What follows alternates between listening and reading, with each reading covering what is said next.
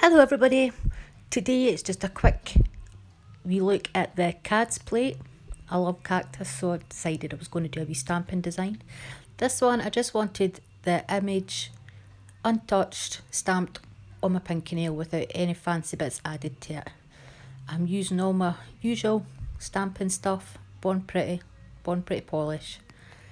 That's it, on the nail, job done.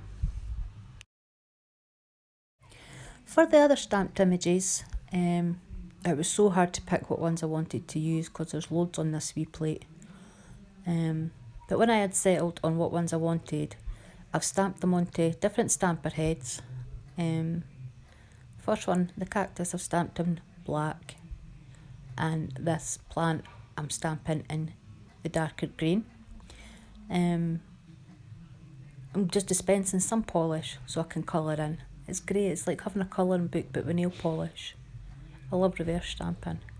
So doing the cactus in the green,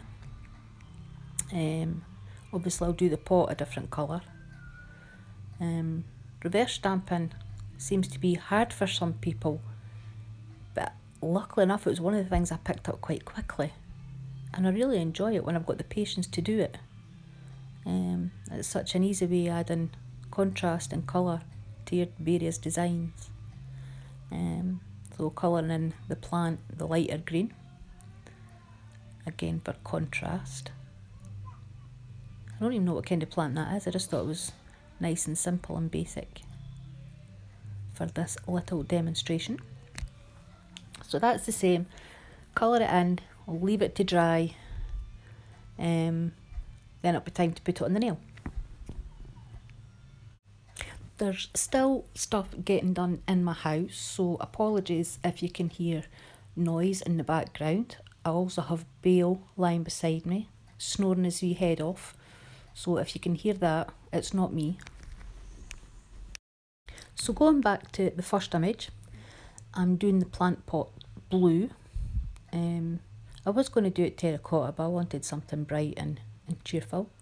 So again, I'm using the wee detail brush. I could have used the bottle brush for this, but I just didn't think about it.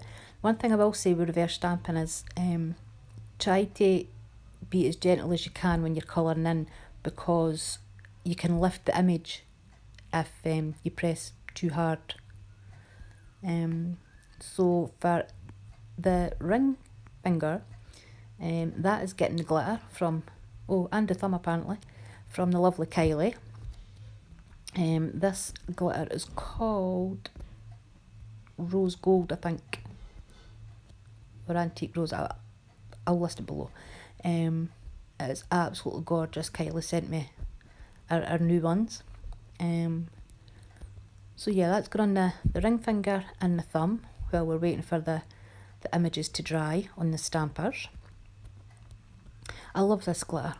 It's quite chunky, but I think it does what I want it to do without being too hard to cover, if that makes sense. I think sometimes with a chunky glitter and gel polish, if you're not using acrylic, it can be quite hard to use a chunky glitter.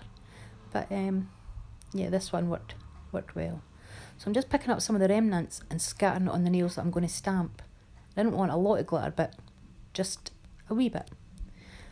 And then once the stamping's pretty much dry, it should transfer easily enough to the nail. If not, you can put like foil transfer glue on your nail and let it dry down, and it'll be a sticky base or base coat or something. Anything really, and it'll transfer to the nail, no problem. So then just dust off the excess glitter. Love making a mess, as you can see.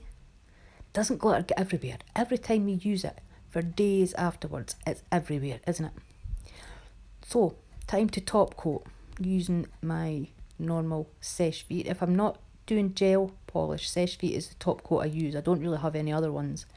Put on quite a floaty layer on your stamping, just so that it doesn't smudge. Try not to touch the nail with the brush, just float the polish over the top of it. The glitter, sometimes you need to add 2 coats if it's not quite smooth. After the first, just give it a wee buff if you want it smooth, and then do another coat and it should feel a lot smoother. So that is the finished design. I hope you liked this wee plate. I love it. I'll be using it again soon.